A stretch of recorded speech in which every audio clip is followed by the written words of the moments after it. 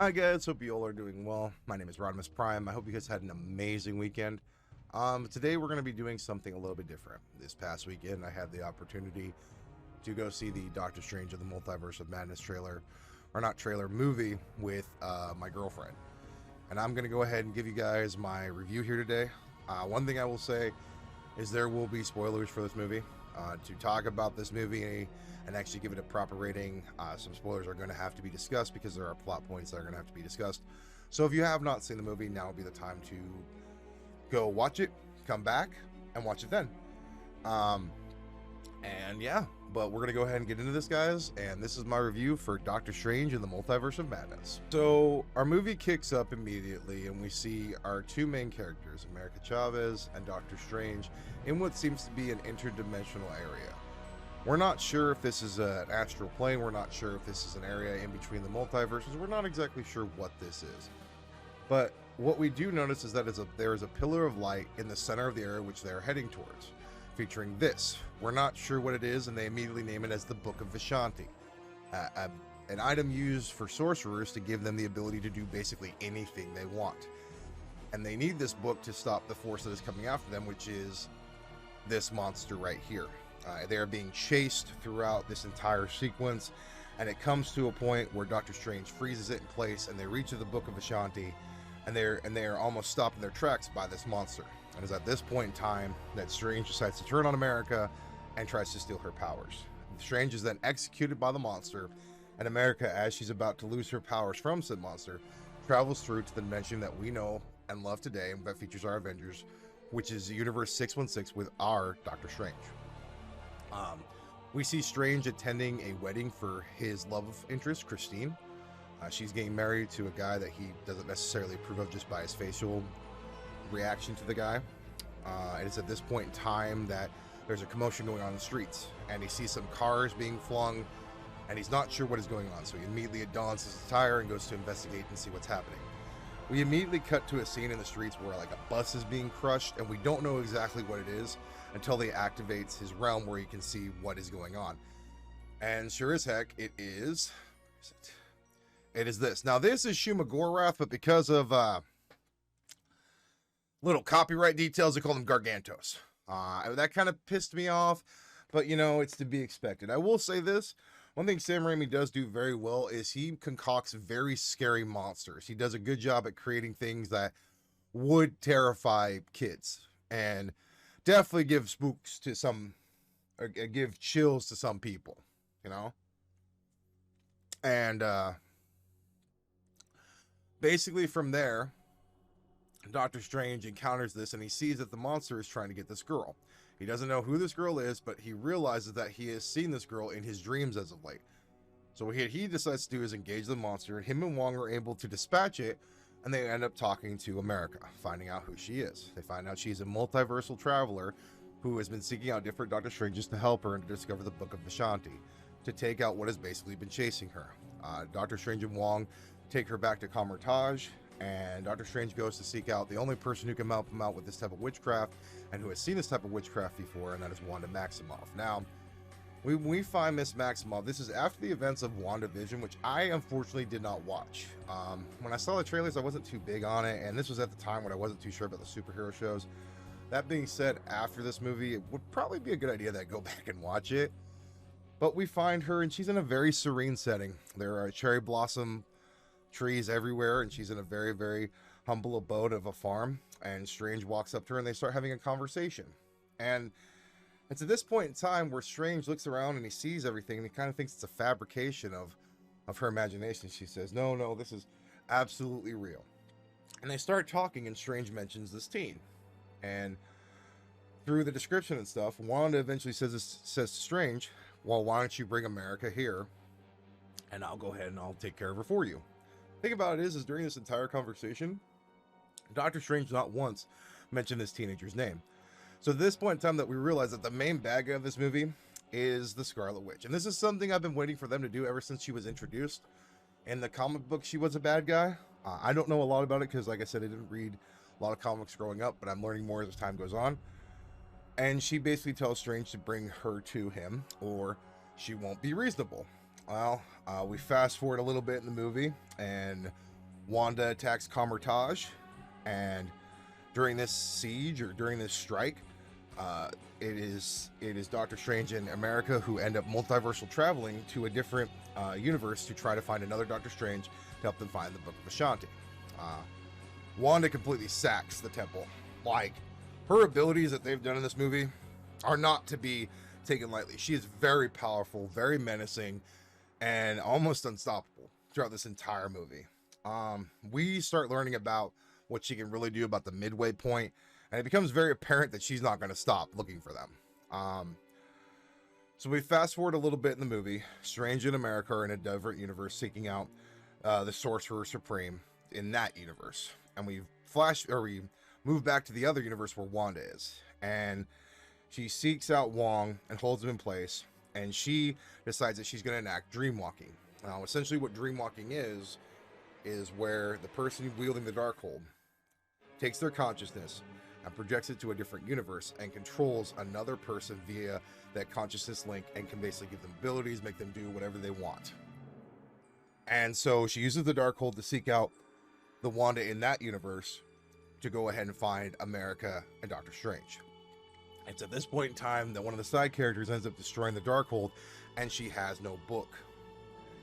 So as she's about to go ahead and take Wong out and ask him where another Darkhold is, she then uses his disciples as leverage to get him to tell her what she wants to know.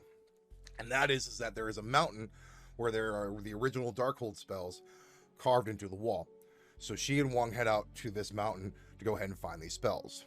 It's at this point in time that Doctor Strange and America are in the other universe. They're seeking out the Sorcerer Supreme, and they come across Baron Mordo. Now, if you remember the first movie, Baron Mordo was the villain of Doctor Strange, and they were not friends. And when Mordo sees Strange for the first time in this universe, he greets him as he is a brother. And says, welcome. He says, I knew you would be joining us, and I knew you would be finding me. And so they have a conversation. We then flash back to the other universe where the Scarlet Witch and Wong are at the mountainside, and the Scarlet Witch discovers there's basically what looks like a throne. And when she lights these four pillars, these four monsters appear and bow before her. And it's at this point in time that she notices the statue behind her in her likeness and realizes this is her throne. The Darkhold spells were made specifically for her. So it's at this point in time that, using her throne, her abilities, and the spells on the wall, she reenacts the Dreamwalk sequence that was broken earlier and seeks out Doctor Strange and America Chavez. We then flash back to our heroes in the universe where they are, and they are basically tricked by Baron Mordo. He gets them to fall asleep via drink, and they wake up basically as prisoners of a facility. Now, the facility is run by an infamous group that has been teased in the trailer. I'm not going to go too much into details because that is something I want people to experience for themselves, and I'm not going to go into that, so we're going to move past that. Basically, after some certain actions occur, America and Doctor Strange are being chased by the Scarlet Witch. The Scarlet Witch is able to, through a couple different sequences, get her hands on America and sends Christine and Doctor Strange through a portal to a universe that is having an incursion occur. Now, they reference incursions early on in this movie, and an incursion is where someone of a universe is in another universe and they stay too long and they cause too many things to happen, so the universes collapse on each other. And it basically looks like, I can't even describe it because there's so much that's going on, but it's something you definitely have to see. It's at this point in time that Doctor Strange and Christine seek out the Sorcerer Supreme in that universe, and Doctor Strange goes to face basically a Strange who seems very aloof, very hermity, as it were.